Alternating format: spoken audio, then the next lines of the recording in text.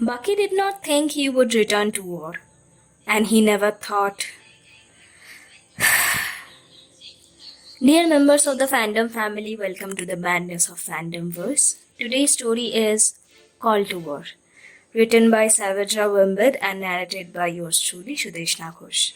Hope you all like it. Let's dive in. Steve looked good for a man 2 years on the run. Following the disaster of the fight the world would call Civil War, T'Challa had offered sanctuary in Wakanda. It turned out it was only for Bucky.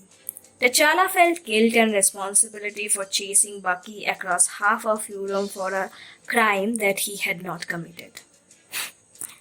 He felt no such regret or obligation to Captain America, who had been capable of making his own choices that T'Challa vehemently disagreed with. Steve had been in Wakanda long enough to see Bucky into cryostasis, and then he had been politely shown his way out. T'Challa had walked him in less than a month's time.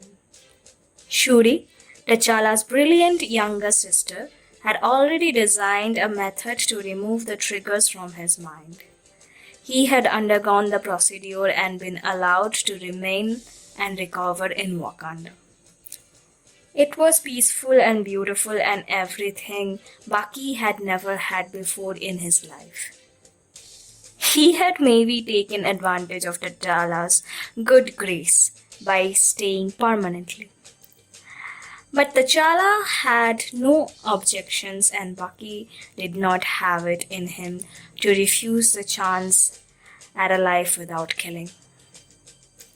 Now, 2 years later, T'Challa had come with Okoye to his tiny farm, shown up and scared the goats and opened the metal case with a deadly arm inside. Bucky knew it must be the end of the world. T'Challa would never have asked this of him if it weren't. Burying his despair deep inside, Bucky accepted the arm and the call to war. It would be poor repayment indeed if he refused to defend Wakanda against whomever her enemies were. And the new vibranium arm was amazing and beautiful. Fighting once again, as long as it was only the once, might be worth to pay for the arm. Seeing Steve again might make it worth as well. They exchanged smiles, embraced, and their friendship between them immediately fell back into place. It felt as though they had never been apart, standing together, fighting together, watching each other's back. Bucky knew war. He knew death. He knew killing. It was his element. Not one he would have chosen for himself, but one that had been made his. He had been shaped in the mud-filled trenches of Europe and fired in the plains of frozen Russia. The winter soldier. It would always live under his skin. The battle waged around them. Steve, a constant companion, his brother, his good right hand. The one that he had never lost, the one that they had never replaced.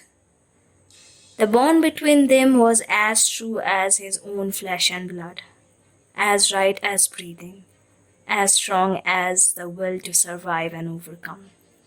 Steve always stood strong. He had never backed down, and Bucky had always stood beside him. And he always would. Having Steve back, knowing Steve, fighting alongside Steve, it made everything else in the world make sense. Well, almost everything. The talking raccoon that wanted his arm still made no sense. At long last, the battle turned. A Viking who could shoot lightning from a battle axe had turned the tide. A looming defeat transformed into a blooming hope. While the main Wakandan army fought on the plains, the Avengers and the other Enhanced were taking it to the edges of the forest. Bucky followed Steve. The Viking was locked with the purple monster. The purple alien was enormous. He had a golden glove on his left hand with shimmering gemstones set in the back of the hand. The Viking's axe was buried in the chest of the alien. There were words being exchanged, but they were too far away for Bucky to hear. Steve was between him and the locked pair. The alien snapped the fingers of the glove. It was a metal glove. Snapping the fingers seemed impossible, but on a day with aliens and giant-sized rototilers, a malleable metal glove was no more surprising than a perfectly maneuverable vibranium arm. For a moment, nothing happened. The entire world was frozen, holding its breath for the result of the alien's action. Then the alien disappeared.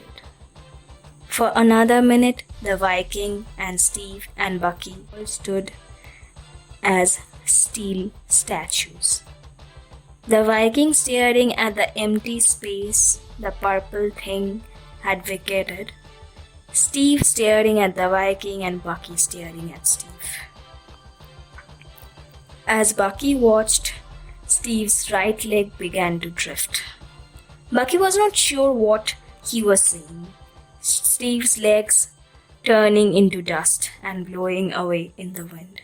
Steve! Bucky was afraid and alarmed and so very confused. Steve started to turn towards him, but as he moved, the slow disintegration seemed to speed up. By the time he was fully facing Bucky, only his head and the upper portion of his left torso was left. His face was a mask of confusion and fear. Bucky stepped towards him, but it was too late. Steve was no longer there. Bucky cried out and his movement turned into a run. Ashes of Steve fell around him, coating his face and his right hand. He tried to grasp hold, but the remains slipped between his fingers. Tears fell as Bucky's knees hit the ground. He grabbed handfuls of dust and dirt, but it was not Steve. He did not feel him. Nothing was Steve. Steve was nothing. Steve was gone. Bucky howled his misery to the skies. His mind could not comprehend what had happened. It had happened so fast. Steve was whole on one moment, and on another, he was gone. His friend, his brother, his everything, gone. And Bucky was alone in his grave. That was what if Bucky had survived the snap instead. Well, we all know he will get back his friend, don't we? Because they are there for each other till the end of the line. And I know we are gonna be there for each other till the end of the line too. Because we all are the members of the amazing fandom family. Love to know your thoughts. Please share them in the comments. Hope you all like this video. Please like, share and subscribe to my channel and hit that bell icon so that you never miss updates for new fanfictions. You can also suggest and share links to your writings in the comment section for me to share them with the fandom family in my future videos. Soon we will dive in together into the fandomverse again. Until then, stay well and enjoy the madness of fandomverse.